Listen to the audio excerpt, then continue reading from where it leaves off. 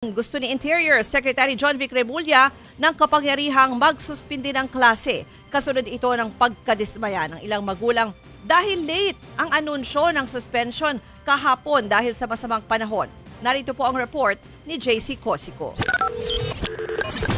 Sa kasagsagan ng ulan kaninang umaga, inabutan namin naglalabasan ng mga estudyante at kanilang mga magulang sa Barangka Elementary School dito sa Marikina.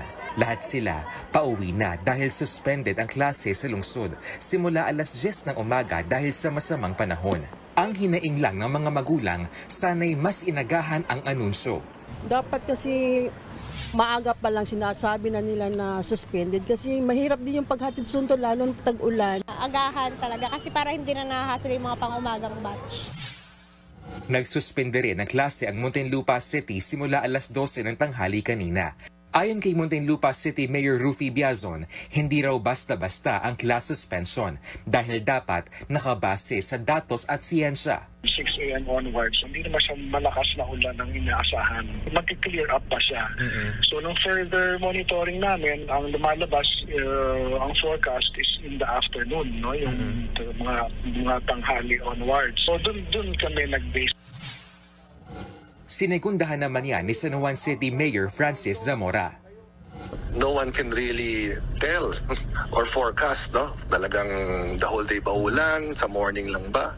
So a lot of it really has to be based on judgment and discernment. Ilang classroom din na binaha sa Cagayan, kaya nagsuspinde ng klase ang ilang bayan. May maaga na ring nag-anunsyo ng suspension para bukas. Pero may mga lugar ding hindi nagsuspinde gaya sa paaralang ito sa Bagao. Pero imbes na magklase, tulong-tulong ang mga estudyante sa pag-alis ng naipong tubig sa mga silid. Sa gitna nito, hihingi ng permiso si Interior Secretary John Vic Remulla kay Pangulong Bongbong Marcos sa pagdedeklara ng class suspension pag masama ang panahon.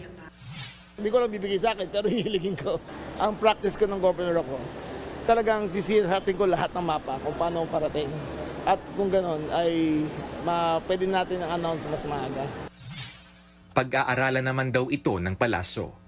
Pero as of the moment, ang kung ano yung nagiging sistema natin sa kasalukuyan, kung saan ang mga liderato ng mga ahensya ng LGU na siyang nagbibigay ng kanilang utos o order kung mayroong mga suspensyon ng klase, yung po muna mananatili. Nagbabalita mula sa Frontline, JC Cosico, News 5.